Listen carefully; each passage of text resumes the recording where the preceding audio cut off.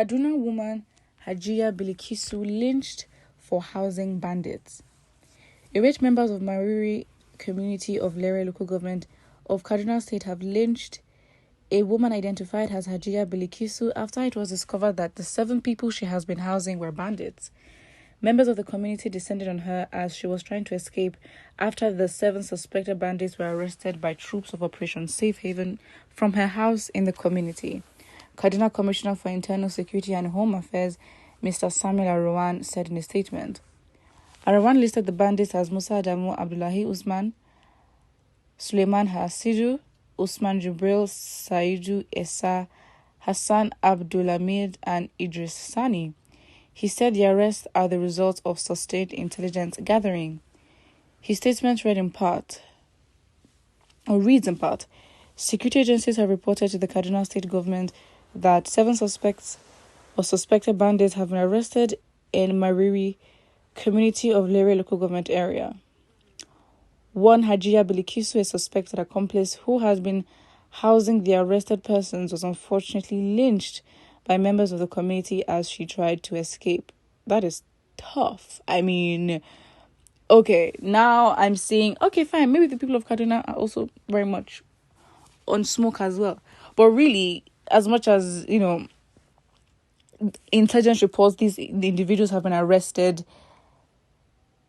it is a lot. I mean, lynching, I hope this doesn't start a domino effect, because lynching is not it at all. I mean, if the woman was beating, I guess obviously jungle justice and all these kind of, methods of enforcing justice by the public has been around for time, but now we're talking lynching. I mean, this is definitely not right. I'm not saying it is right, and if anything, as much as they must have descended on her, they just had to report her.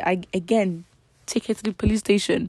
At least they now know that an insider, or they can actually now suspect, and those that may be actually housing bandits will now learn. And I don't know how, may start to disassociate themselves, but what this message, what it puts across is the fact that the community will not tolerate this. And yes, you have the security agencies, but the people have shown zero tolerance for banditry, and that is literally what we need to see. And it is that same, vim and that same mindset, obviously not lynching people, but that same mindset that we need for them to have en masse to actually vote for who they want to, and make sure that, we're voting for somebody that can ensure that our communities will be safe. It's as simple as that. Good for her if she truly hid those bandits in her house without them forcing her to do so, because sometimes she may be doing that in fear of those bandits. That can also be a situation as well. And again, that is why investigation is also very much important. And now they have unfortunately killed this woman, and really, what would come out of it? We don't then know the situation, or because now even investigations, we can then find, okay, fine, is this a pattern that individuals may be coerced and forced to host bandits, or she may even have connections to bandits, and maybe it may literally be a system as to how bandits are able to get their way into communities and residential areas, and for some reason they just know what is going on. They just know the tactics because they've been living in the community that they've been attacking. So, of course, more information could have also come from the people being patient. Jungle justice, lynching, all that is never justifiable under any cause, but this is what the government also has pushed people to do, because they don't even trust that the government would see through with a lot of cases like this. And again, from communities even making their own vigilante groups and all that, it just says a lot. And so it's not justifiable, but at least we have the 7 people arrested. If it's a thing where they escape, then that it'll just be a lose-lose situation. What is unfortunate about her being lynched? If she could house those bandits, she doesn't deserve to live. At the same time, she served as informants to the bandits.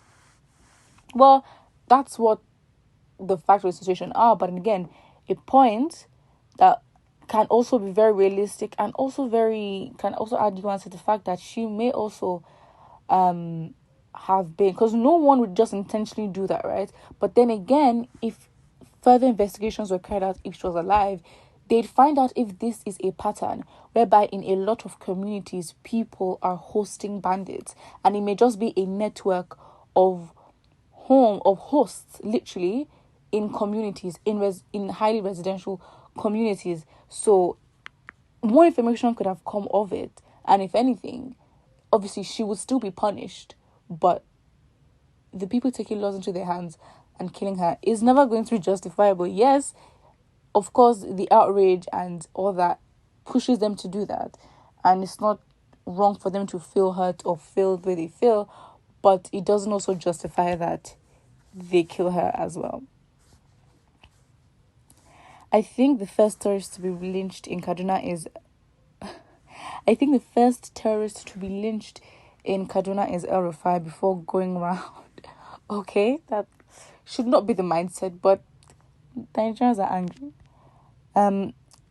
Boko Haram bandits belong to the Muslim faith. See all the names mentioned. But then you have to understand it's also the area as well.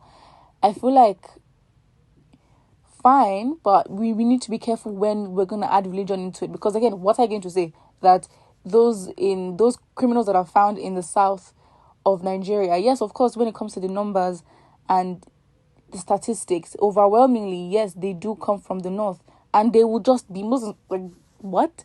If you compare to the south, people that do commit crimes and you see their name, would you just say, oh wow, they all belong to the Christian faith? Of course, we understand that. Of course, the numbers are overwhelming on giving their names. They come from the north, and they do tend to be Muslims. And of course, in the world, just our stereotype, right? It's not necessarily good for the faith, but in Nigeria, where we understand the lines of how religion how it's drawn and where people stand, we just have to be sensitive when we make certain comments. Yes. The painful thing is that later the bandits to be set free while they killed her. Maybe the killers overpowered her. Well, that obviously shouldn't be, and I guess the same crazy energy the Kaduna people have is also the energy they should use to hold these people accountable and make sure that these individuals remain, I mean, the government can do what they want, but that these individuals also remain in custody. Put what you think about this in the comment section below, and don't forget to like and subscribe.